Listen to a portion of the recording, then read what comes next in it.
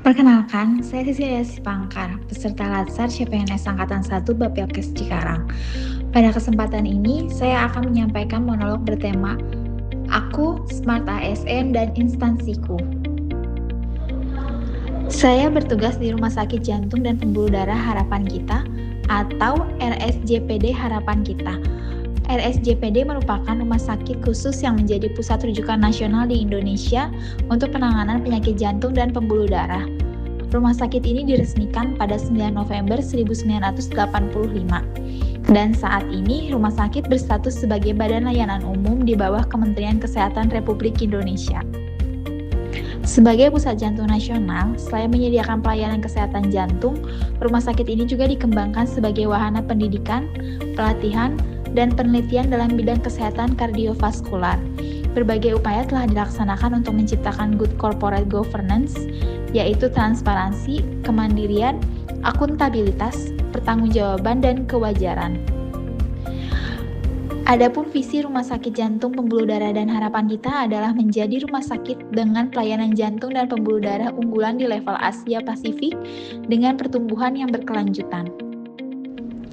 Sedangkan misi Rumah Sakit Jantung dan Pembuluh Darah Harapan Kita adalah memperbaiki pengalaman pasien melalui perbaikan kualitas pelayanan kardiovaskular dan fasilitas pendukung, meningkatkan kualitas pemberi layanan melalui peningkatan produktivitas kerja, meningkatkan mutu pelayanan klinis melalui standarisasi pelayanan kardiovaskular, meningkatkan tata kelola rumah sakit melalui digitalisasi layanan, memberikan pengampuan untuk meningkatkan kapabilitas kardiovaskular jejaring rumah sakit secara nasional, serta menyelenggarakan pendidikan, pelatihan, penelitian kardiovaskular yang berkualitas, inovatif, dan aplikatif.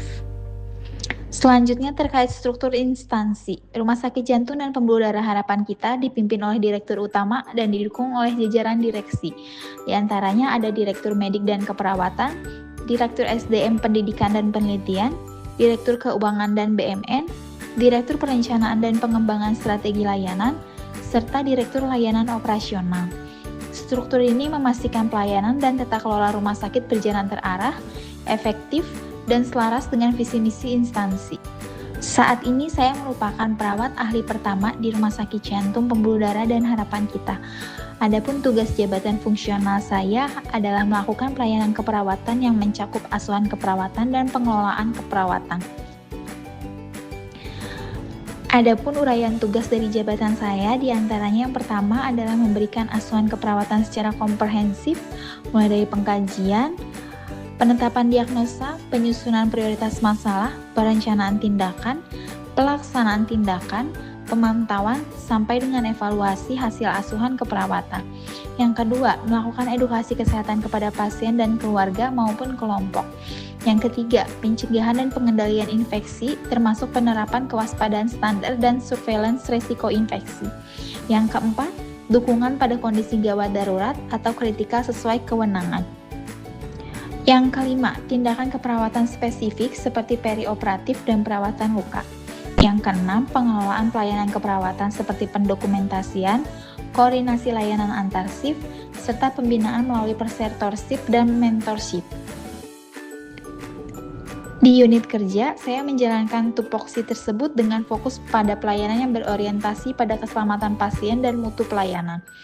Saya juga melakukan pengkajian dan pemantauan kondisi pasien secara berkesinambungan, komunikasi terapeutik, memberikan edukasi kepada pasien dan keluarga, berkolaborasi dengan tim kesehatan, serta memastikan pendokumentasian asuhan keperawatan rapi, lengkap, dan tepat waktu. Adapun jenis layanan yang saya berikan meliputi asuhan keperawatan kepada pasien, edukasi kesehatan, dukungan tindakan keperawatan sesuai kewenangan, kolaborasi dengan tenaga kesehatan lain, serta upaya pencegahan infeksi dan lingkungan pelayanan. Sedangkan standar pelayanan yang harus saya capai adalah bekerja sesuai SOP dan kewenangan, mengutamakan keselamatan pasien, menerapkan kewaspadaan standar dan pengendalian infeksi, menjaga komunikasi efektif, melakukan pemantauan kondisi selama pasien tindakan, sampai dengan melaksanakan pendokumentasian serta evaluasi asuhan keperawatan secara konsisten.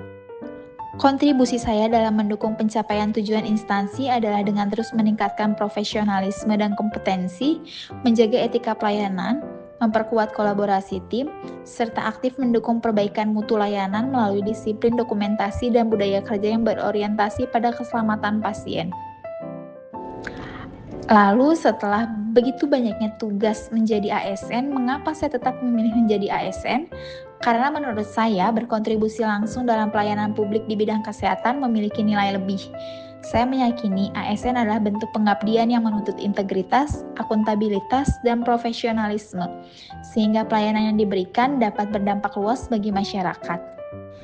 Terakhir, dari perspektif manajemen ASN dan Smart ASN, yang sebaiknya terus dilakukan adalah memperkuat orientasi pelayanan, menjaga integritas dan etika profesi, meningkatkan kinerja yang terukur, serta adaptif terhadap perubahan termasuk digitalisasi layanan.